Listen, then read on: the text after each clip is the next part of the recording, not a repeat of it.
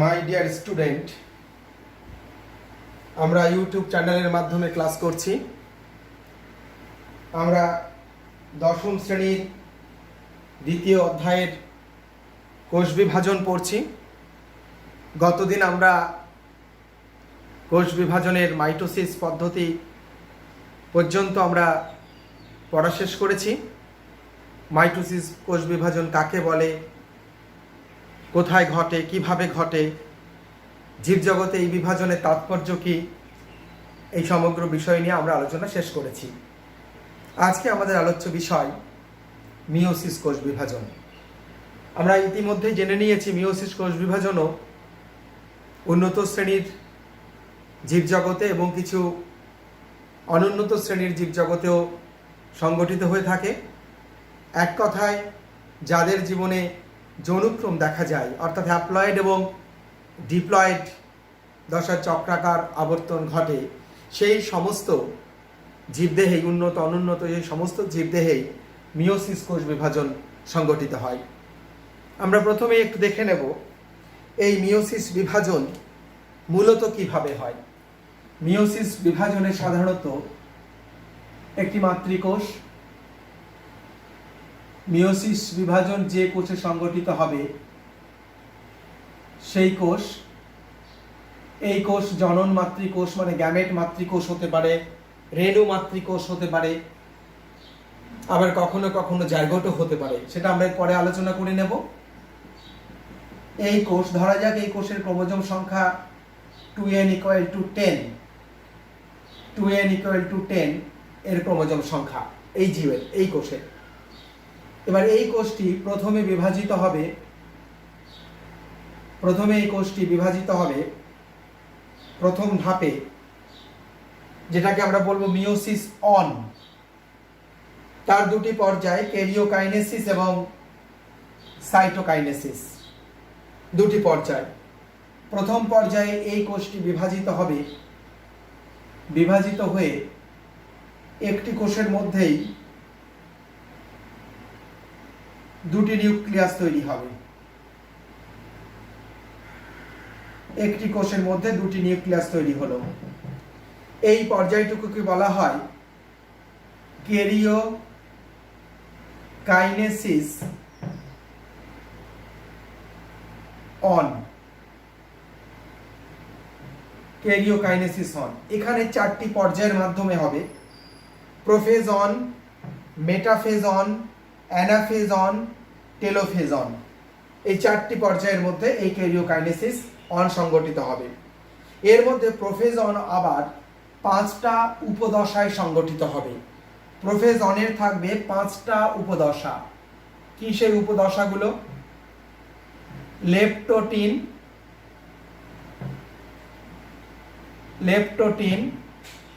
Zygotene,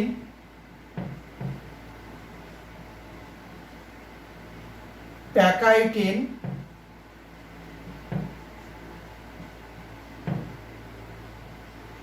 diplotene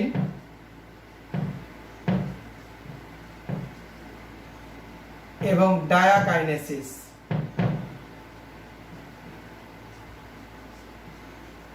এটাকে pachytene না বলে প্যাকিটিনও বলা যেতে পারে। প্যাকিটিন। এই 5টা উপদশাতে সংগঠিত হয় প্রোফেজ অন, একটা লম্বা প্রক্রিয়া, আমরা দেখব সব। তারপরে মেটাফেজ অন হবে, অ্যানাফেজ অন হবে, টেলোফেজ অন হবে। তার মাধ্যমে একটি কোষের মধ্যে দুটি নিউক্লিয়াস তৈরি হবে। তারপরে এই দুটি নিউক্লিয়াস নিয়ে সাইটোকাইনেসিস অন হবে এবং এটি পুরোপুরি বিভাজিত হয়ে দুটো সম্পূর্ণ কোষ তৈরি করবে। এবার এই যে দুটো কোষ তৈরি হলো, সঙ্গে সঙ্গে সাইটোকাইনেসিস, এই যে পর্যায়টা হলো, এই পর্যায়টার নাম সাইটোকাইনেসিস অন।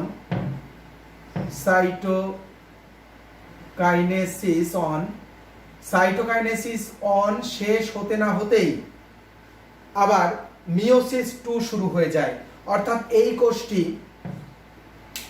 কোষটি আবার বিভাজিত হবে এবং এখানেও এই কোষটি বিভাজিত হবে। এই কোষটি বিভাজিত হয়ে প্রথমে একটি কোষের মধ্যে দুটি নিউক্লিয়াস তৈরি হবে, একটি কোষের মধ্যে দুটি নিউক্লিয়াস তৈরি হবে। এটিরও তাই, একটি কোষের মধ্যে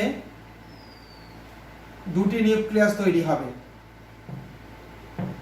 অর্থাৎ স্বভাবতই তোমরা বুঝতে পারছো এই পর্যায়কে আমরা বলবো ক্যারিওকাইনেসিস 2। ক্যারিওকাইনেসিস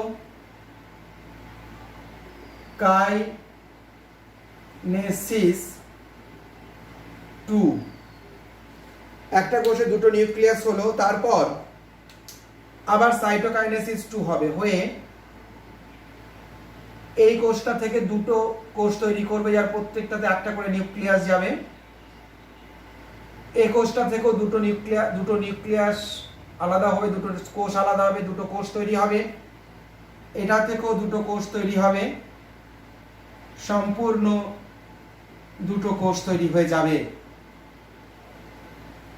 আমরা এই পর্যায়ের বিভাজনকে বলবো, ক্যারিওকাইনেসিস 2 হলো এই পর্যায়ের বিভাজন, আর এই পর্যায়ের বিভাজনকে আমরা বলবো সাইটোকাইনেসিস 2।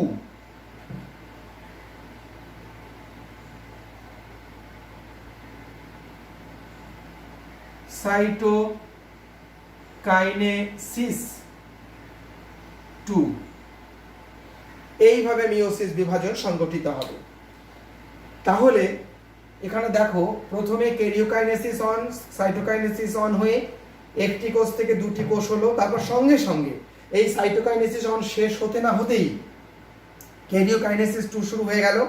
আবার একটা কোষে দুটো করে নিউক্লিয়াস হলো, তারপর সাইটোকাইনেসিস 2 হয়ে আরো এটা থেকে দুটো, এটা থেকে দুটো হলো, অর্থাৎ মোট 4টে কোষ হয়ে গেল। এইভাবে মিওসিস কোষ বিভাজনের মাধ্যমে একটি মাতৃকোষ বিভাজিত হয়ে 4টি কোষ তৈরি করলো, এবং সেই বিভাজন দুটি পর্যায়ে হলো, যার প্রথম পর্যায়কে বলা হয় মিওসিস অন। এই মিওসিস অনটাকে আমরা এখানে কালো রঙের ছবি দিয়ে আমরা চিহ্নিত করেছি, মিওসিস অন। আর তারপরে হলো মিওসিস 2, যেটাকে আমরা সবুজ রং দিয়ে আমরা এখানে চিহ্নিত করেছি ছবিগুলোকে, মিওসিস 2। দুটি পর্যায়ে মিওসিস বিভাজন হলো, হয়ে একটি মাতৃকোষ থেকে 4টি কোষ হলো। আরো একটি গুরুত্বপূর্ণ ঘটনা এখানে ঘটলো, কি সেটি? সেই ঘটনাটি হলো, প্রথমে যে এই কোষটি ছিল তার ক্রোমোজোম সংখ্যা ছিল 10। সেই 10 ক্রোমোজোম সংখ্যা যখন ক্যারিওকাইনেসিস অনের বিভাজন হয়, এই ক্রোমোজোম সংখ্যা অর্ধেক হয়ে যায়। অর্থাৎ এই যে প্রতিটি নিউক্লিয়াস তৈরি হলো প্রথম মিওসিসের ফলে, সেখানে ক্রোমোজোম সংখ্যা n সংখ্যক হয়ে যায়, হ্যাপ্লয়েড n = 5, n = 5, ক্রোমোজোম সংখ্যা অর্ধেক হয়ে যায়। এটি আরেকটি অত্যন্ত গুরুত্বপূর্ণ পদ্ধতি এই মিওসিস অনের, বা গুরুত্বপূর্ণ বৈশিষ্ট্য, যেখানে মিওসিস অনে যখন ক্যারিওকাইনেসিস হয় তখন দুটি নিউক্লিয়াসে ক্রোমোজোম সংখ্যা অর্ধেক হয়ে যায়। অর্থাৎ ক্যারিওকাইনেসিস অন এবং সাইটোকাইনেসিস অন, অর্থাৎ মিওসিস অন, এই বিভাজন পর্যায়ে যে একটি মাতৃকোষ থেকে দুটি কোষ হলো, তার ক্রোমোজোম সংখ্যা ডিপ্লয়েড সংখ্যা থেকে হ্যাপ্লয়েড সংখ্যায় পরিণত হয়ে গেল। তারপর সেই দুটি হ্যাপ্লয়েড কোষ মাইটোসিস পদ্ধতির অনুরূপ পদ্ধতিতে বিভাজন হলো, অর্থাৎ মিওসিস 2 মাইটোসিসের মতো। এই মিওসিস 2 পুরোপুরি মাইটোসিসের মতো। এবং মিওসিস 2 তে যে ঘটনাগুলো ঘটলো, মিওসিস 2, ক্যারিওকাইনেসিস 2, সাইটোকাইনেসিস 2, ক্যারিওকাইনেসিস 2 এর আবার 4টে উপদশা মাইটোসিস বিভাজনের মতোই, প্রোফেজ 2, মেটাফেজ 2, অ্যানাফেজ 2 এবং টেলোফেজ 2। আসলে এই টোটাল মিওসিস 2 বিভাজনটা পুরোপুরি মাইটোসিস বিভাজনের মতো, এবং এই বিভাজনে কোনো ক্রোমোজোম সংখ্যার পরিবর্তন ঘটে না। অর্থাৎ এখানে যে প্রত্যেকটা কোষে ক্রোমোজোম সংখ্যা n = 5 ছিল, এখানে অপত্য কোষে n = 5ই থাকবে ক্রোমোজোম সংখ্যা, প্রতিটি কোষেই n = 5 থাকবে। অর্থাৎ মিওসিস 2 তে কোনো রকম ক্রোমোজোম সংখ্যার পরিবর্তন ঘটলো না, এবং বিভাজনটা পুরোপুরি মাইটোসিস বিভাজনের মতো হলো। এবং মাইটোসিস বিভাজনে আমরা দেখেছি তারও ক্যারিওকাইনেসিসের 4টি উপদশা, প্রোফেজ, মেটাফেজ, অ্যানাফেজ, টেলোফেজ। সেই মাইটোসিস বিভাজনের প্রোফেজে যা হয়, মিওসিস 2 এর বিভাজনের প্রোফেজ 2 তে ঠিক সেম ঘটনা ঘটে। মাইটোসিস বিভাজনের মেটাফেজ মেটাফেজে যা ঘটে মিওসিস 2 এর মেটাফেজ 2 তে একই ঘটনা ঘটে। একই রকম ভাবে মাইটোসিসের অ্যানাফেজ বিভাজনে যা ঘটে মিওসিস 2 এর অ্যানাফেজ 2 তে একই ঘটনা ঘটে। একই রকম ভাবে মাইটোসিস বিভাজনের টেলোফেজে যা ঘটে মিওসিস 2 এর টেলোফেজ 2 তে একই ঘটনা ঘটে, একই বৈশিষ্ট্য আমরা লিখব। একই রকম ভাবে মাইটোসিস বিভাজনের সাইটোকাইনেসিসে যা হয় এখানেও সাইটোকাইনেসিস 2 তে একেবারে তাই হয়। অর্থাৎ এখানে মিওসিস 2 এই বিভাজনটুকু পুরোপুরি মাইটোসিস বিভাজনের মতো। সেই কারণে এই মিওসিস 2 বিভাজনকে বলা হয় সমবিভাজন। যেহেতু এক্ষেত্রে ক্রোমোজোম সংখ্যার কোনো পরিবর্তন ঘটলো না তাই একে বলা হয় সমবিভাজন এবং এটা পুরোপুরি মাইটোসিস বিভাজনের অনুরূপ। কিন্তু মিওসিস অন এই বিভাজনে যেহেতু আমরা এখানে দেখতে পেলাম তার ক্যারিওকাইনেসিস অনে যখন প্রোফেজ মেটাফেজ অ্যানাফেজ টেলোফেজ হয়েছে তখন ক্রোমোজোম সংখ্যা ডিপ্লয়েড সংখ্যা থেকে অর্ধেক হয়ে হ্যাপ্লয়েড সংখ্যায় পরিণত হয়েছে। সেই কারণে মিওসিস অন এই বিভাজন প্রক্রিয়াকে বলা হয় হ্রাসকরণ বিভাজন, রিডাকশন ডিভিশন বা হ্রাসকরণ বিভাজন। খুব ইম্পর্টেন্ট ফিচার্স। আমরা পরবর্তীকালে মিওসিসের তাৎপর্য পড়তে গিয়ে দেখব এই হ্রাসকরণের জন্য জীবজগতে কি গুরুত্বপূর্ণ ভূমিকা পালিত হচ্ছে হ্রাসকরণ বিভাজন এই মিওসিস অন। তাহলে মিওসিস বিভাজনের যে দুটি পার্ট, মিওসিস অন একটা সম্পূর্ণ নতুন রকম ঘটনা যেখানে ক্রোমোজোম সংখ্যা হাফ হয়ে যাচ্ছে এবং একটি মাতৃকোষ থেকে দুটো অপত্য কোষ তৈরি হচ্ছে। ঠিক তার সঙ্গে সঙ্গে মিওসিস অন ঠিক পরেই যখন মিওসিস 2 হবে সেখানে যে বিভাজনগুলো হবে কেরিওকাইনেসিস 2, সাইটোকাইনেসিস 2, প্রোফেজ 2, মেটাফেজ 2, অ্যানাফেজ 2 এবং টেলোফেজ 2 এই বিভাজন পুরোপুরি মাইটোসিস বিভাজনের মতো সংগঠিত হবে এবং এখানে এই কোষটি থেকে দুটি সমক্রোমোজোম সংখ্যক কোষ, এই কোষটি থেকে দুটি সমক্রোমোজোম সংখ্যক কোষ বিশিষ্ট অপত্য কোষ তৈরি হবে। সব মিলিয়ে এই মিওসিস বিভাজনের ফলে একটি মাতৃকোষ থেকে 4টি কোষ তৈরি হবে, 4টি অপত্য কোষ তৈরি হবে এবং ওই মাতৃকোষে ক্রোমোজোম সংখ্যা যা থাকবে ডিপ্লয়েড সংখ্যা প্রতিটি অপত্য কোষে 4টি অপত্য কোষেই ক্রোমোজোম সংখ্যা হয়ে যাবে হ্যাপ্লয়েড সংখ্যা অর্থাৎ অর্ধেক। তাই সার্বিকভাবে মিওসিস বিভাজন হ্রাসকরণ বিভাজন।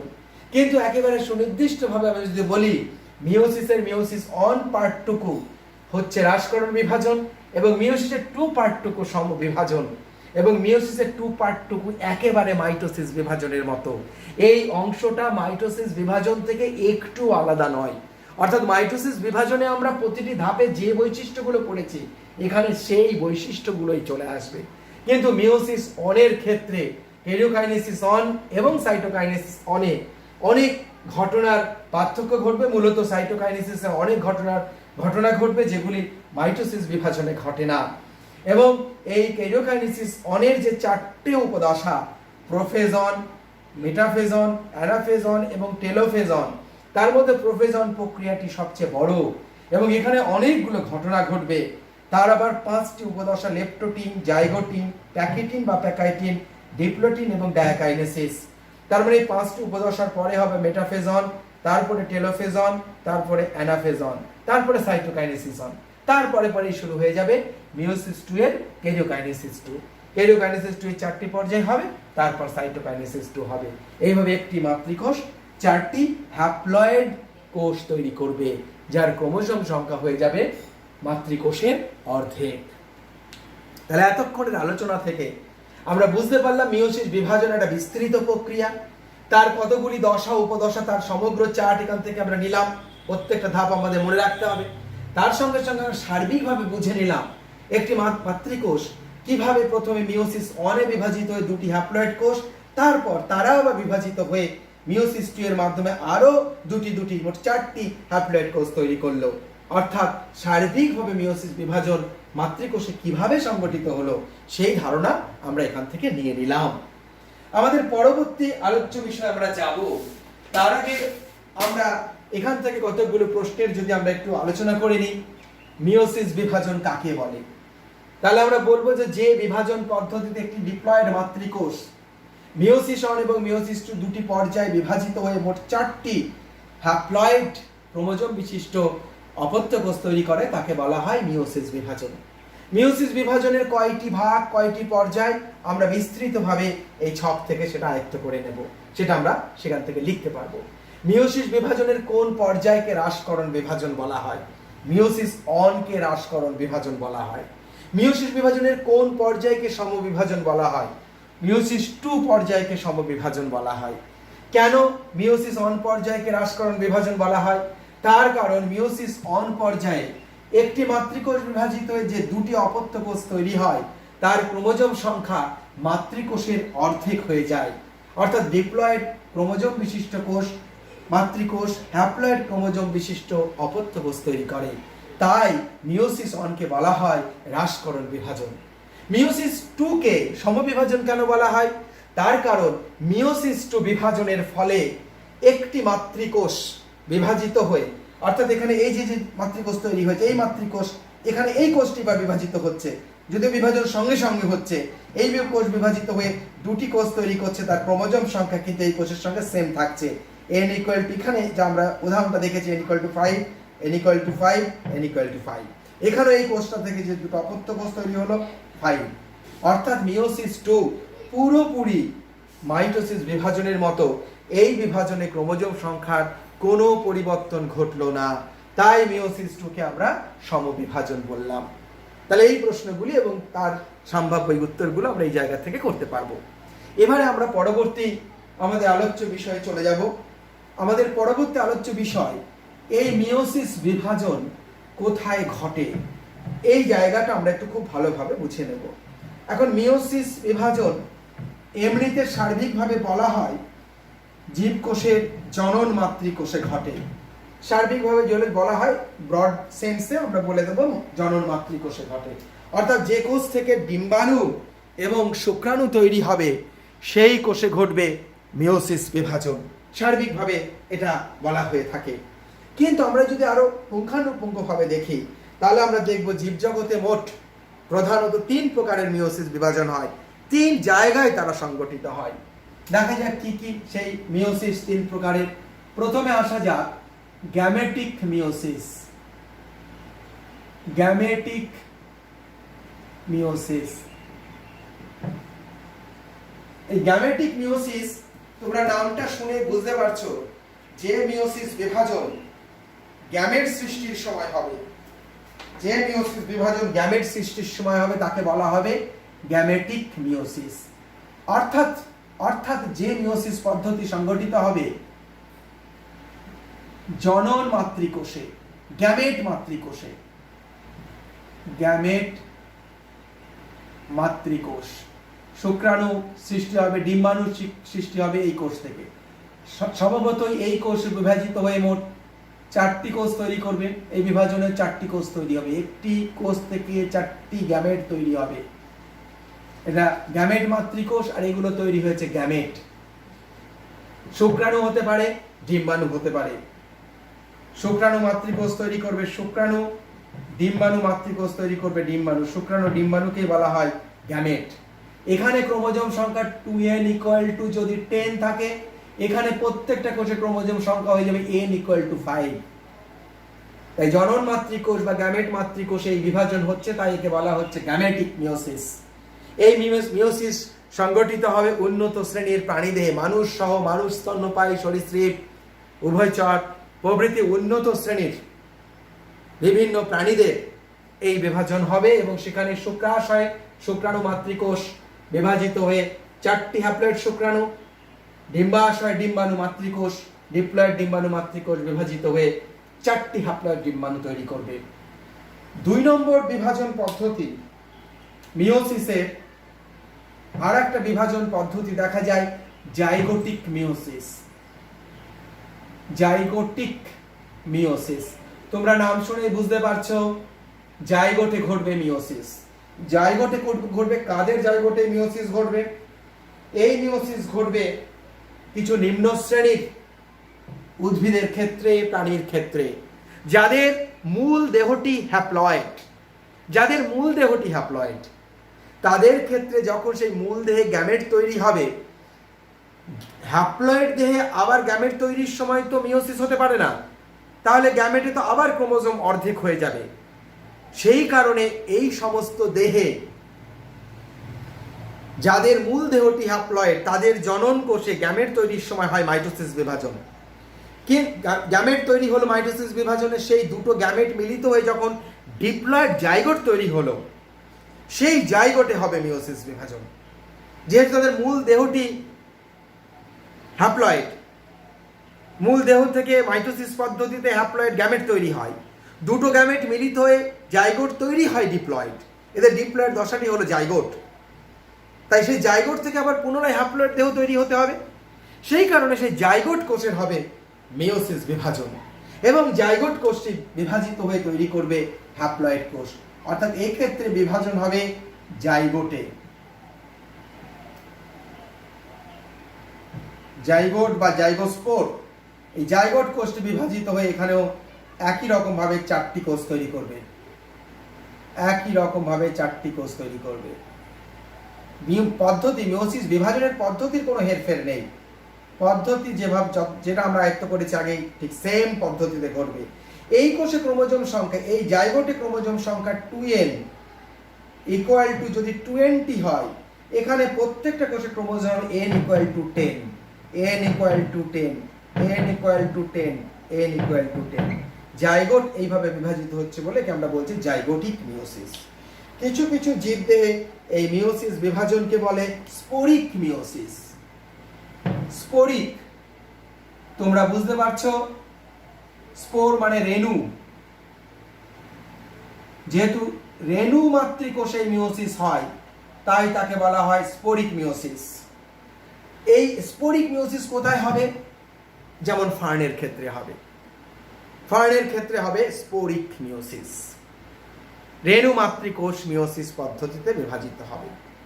পোগোনিটাম, ফ্যাগনাম প্রভৃতি মশের ক্ষেত্রেও রেণু তৈরির সময় হবে মিওসিস বিভাজন, কারণ এদের রেণু মিওসিস পদ্ধতিতে বিভাজিত হয়ে তৈরি করে হ্যাপ্লয়েড গ্যামেটোফাইট বা লিঙ্গধর দেহ, আর এদের রেণু তৈরি হয় রেণুধর দেহে বা স্পোরোফাইটিক দেহে। অর্থাৎ এক্ষেত্রে রেণু মাতৃকোষ বিভাজিত হবে, এবং রেণু মাতৃকোষ বিভাজিত যথারীতি একই রকম ভাবে চারটি হ্যাপ্লয়েড কোষ তৈরি করবে।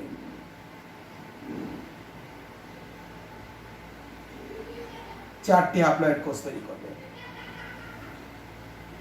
রেণু মাতৃকোষে এই বিভাজন হলো বলে একে আমরা বলছি স্পোরিক মিওসিস। এই স্পোরিক মিওসিস উন্নত শ্রেণীর উদ্ভিদে পুংকেশর চক্রের পরাগধানীর মধ্যে পুং রেণু মাতৃকোষে ঘটে, আবার ডিম্বাশয়ের মধ্যে স্ত্রী রেণু মাতৃকোষে ঘটে এই মিওসিস পদ্ধতি। তার মানে উন্নত শ্রেণীর উদ্ভিদের ক্ষেত্রেও এই স্পোরিক মিওসিস দেখা যায়। তাহলে মিওসিস বিভাজন গ্যামেট মাতৃকোষে হতে পারে, বা জনন মাতৃকোষে হতে পারে, জাইগোটে হতে পারে, বা রেণু মাতৃকোষে হতে পারে। এই তিন জায়গায় হতে পারে। তার উপর নির্ভর করে meiosis gametic meiosis, zygotic meiosis এবং স্পোরিক মিওসিস, এই তিন প্রকারের মিওসিস বিভাজন হতে পারে। তাহলে এইবার আমরা এই ক্লাসের এই পর্যায়ে আমরা বুঝে নিলাম মিওসিস বিভাজন কোথায় কোথায় হয়। তাহলে মিওসিস কোথায় কোথায় হয় তার উত্তর আমরা এই জায়গা থেকে পেয়ে যাচ্ছি। জনন মাতৃকোষে, শুক্রাণু ডিম্বাণু মাতৃকোষে, রেণু মাতৃকোষে এবং জাইগোটে। মিওসিস বিভাজন কয় প্রকার ও কি কি তার উত্তর আমরা এই পর্যায় থেকে পেয়ে যাচ্ছি। তাহলে মিওসিস বিভাজনের আমরা দুটি গুরুত্বপূর্ণ বিষয় আলোচনা শেষ করলাম। এবার আমাদের আলোচ্য বিষয় হবে মিওসিস বিভাজন কিভাবে ঘটে। মিওসিস বিভাজনের পদ্ধতি নিয়ে এবারে আমরা আলোচনায় যাব। আমাদের এবারের আলোচনার বিষয় হবে মিওসিস বিভাজনের পদ্ধতি।